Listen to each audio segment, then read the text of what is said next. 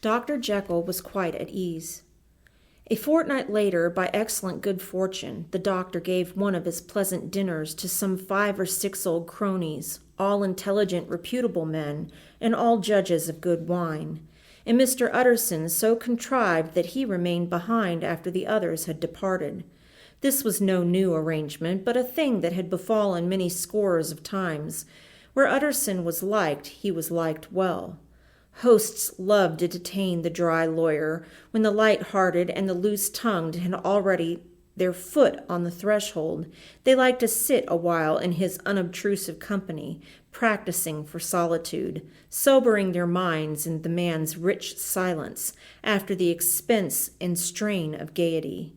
To this rule Dr. Jekyll was no exception, and as he now sat on the opposite side of the fire, a large, well-made, smooth-faced man of 50, with something of a slyish cast perhaps, but every mark of capacity and kindness, you could see by his looks that he cherished for Mr. Utterson a sincere and warm affection.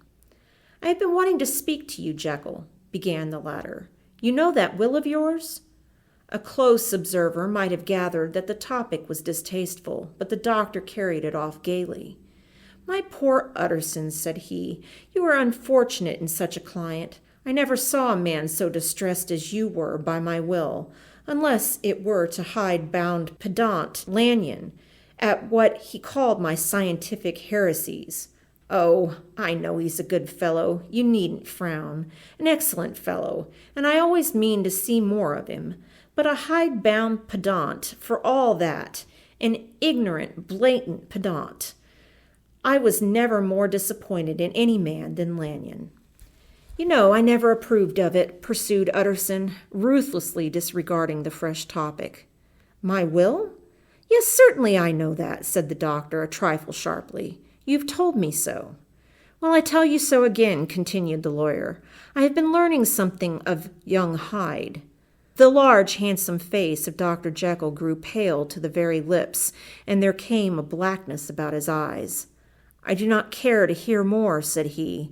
"This is a matter I thought we had agreed to drop." "What I heard was abominable," said Utterson. "It can make no change.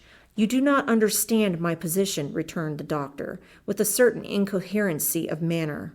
"I'm painfully situated, Utterson. My position is a very strange one. It is one of those affairs that cannot be mended by talking." "Jekyll," said Utterson, "you know me. I am a man to be trusted. Make a clean breast of this in confidence, and I make no doubt I can get you out of it." "My good Utterson," said the doctor, "this is very good of you. This is downright good of you, and I cannot find words to thank you in. I believe you fully. I would trust you before any man alive, I before myself, if I could make the choice. But indeed, it isn't what you fancy. It is not so bad as that.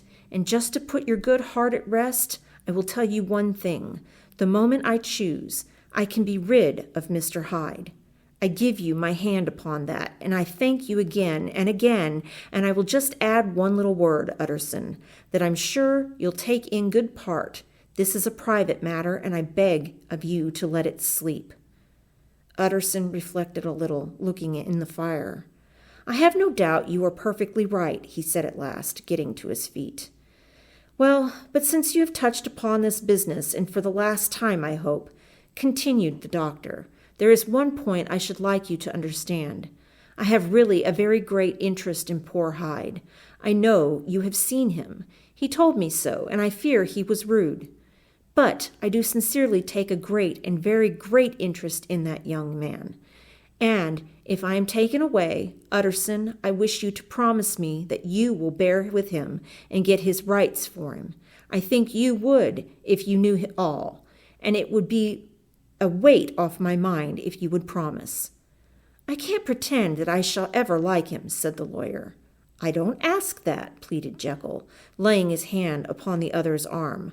"I only ask for justice. I only ask you to help him for my sake when I am no longer here." Utterson heaved an irrepressible sigh. "Well," said he, "I promise."